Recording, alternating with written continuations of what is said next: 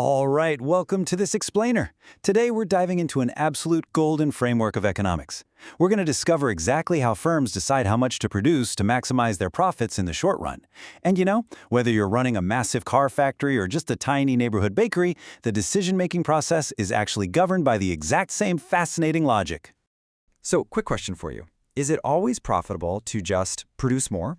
Your intuition might scream, well, yeah, more croissants sold means more money, right? Well, actually, scratch that. It's not quite that simple. Profit maximization isn't just about making as many goods as physically possible. It's actually this highly calculated, precise decision of exactly when to stop producing. Because if you produce too little, you leave money on the table. But produce too much, your costs will literally eat your profits alive. Here's our roadmap for today. 1. The architecture of profit. 2. Rule 1. The viability question. 3. Rule 2. Necessary optimization. 4. Rule 3. Sufficient confirmation. 5. Graph analysis for point R. And 6. Graph analysis for point K. Let's dive in. Section 1. The architecture of profit. Building the framework. Now, finding that perfect production level, it's not a guessing game. It's actually a rigorous step-by-step decision tree. By building from a basic foundation of viability all the way up to precise marginal analysis, any producer, like our hypothetical bakery owner, can architect their operations for absolute optimal performance. It's like a giant puzzle. You ask a question, you get a yes, and you move right along to the next level. The whole shebang basically boils down to these 3 steps.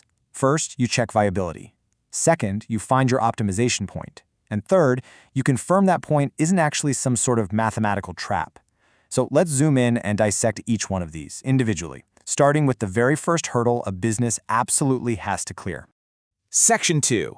Rule 1. The viability question. The operating condition is our first gatekeeper. This rule is purely about baseline survival, right? It's about keeping a business from falling into a catastrophic shutdown situation. Fun fact for you. A staggering number of small businesses fail in their first year not because their product is bad, but because they mess up this exact calculation. Honestly, if you can't pass this check, you don't even proceed to optimization. You just have to close your doors. So what does that look like mathematically? It's P is greater than or equal to AVC. Let's translate that into plain English, though. It simply asks, can the business at least cover its day-to-day operating costs by selling its product? Think about the flour, the sugar, the wages for your hourly bakers, the electricity to keep those ovens hot. If the price or average revenue you get for a single croissant is greater than or equal to your average variable cost, you survive. If it's not, well, every single pastry you bake is actually losing you more money than if you just halted production entirely. Section 3. Rule 2. Necessary optimization. Okay, so assuming our bakery survives Rule 1, we move on to how we actually maximize our profit. The golden rule of optimization requires that marginal revenue equals marginal cost, MR equals MC. Here's the logic behind that. Marginal revenue is the money you bring in from selling just one more unit. Marginal cost is the expense to produce that one more unit.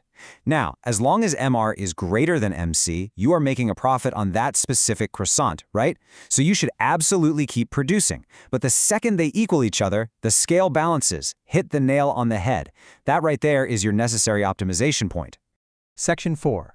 Rule 3. Sufficient confirmation. But wait, finding where MR equals MC actually isn't enough on its own. We need Rule 3, the sufficient confirmation. The sufficient condition states that the marginal cost curve must intersect the marginal revenue curve from below. Now, why in the world does this matter? Well, because a U-shaped MC curve can actually cross a completely flat MR line twice. Cutting from below ensures that we've found the point of maximum profit and not the point of minimum profit. Let's clearly contrast these two concepts because it's super important. The necessary condition, where MR equals MC, simply identifies potential equilibrium points. It basically just tells you the scales are balanced. But the sufficient condition, where MC cuts MR from below, is the ultimate confirmation check. It tells you that if you were to produce just one more unit, your cost would suddenly be higher than your revenue. That is exactly how you know you've hit the absolute peak of your profit mountain. Section 5. Graph analysis. Point R. All right, let's set the stage here and see how this all plays out visually for a competitive firm in the short run. Picture price on the y-axis and output on the x-axis. That straight horizontal line, That's our marginal revenue, because in a perfectly competitive market, the price you get for your baked goods stays constant no matter how much you sell. And that U-shaped swoosh, that's our marginal cost curve. Notice how it dips down as the firm gains efficiency and then climbs right back up as costs rise. And just as I warned earlier, you can see the MC curve crossing the MR line at two completely different places. Let's look at that very first intersection, point R, sitting at output level Q0. Now, Rule 2 is technically met here, since MR does equal MC. But look closely at the MC curve. It's cutting the MR line from above. This is that mathematical trap I mentioned. Point R actually represents a minimum profit position. It's a total fake-out. So the crucial takeaway here is why a rational business would never, ever stop at point R.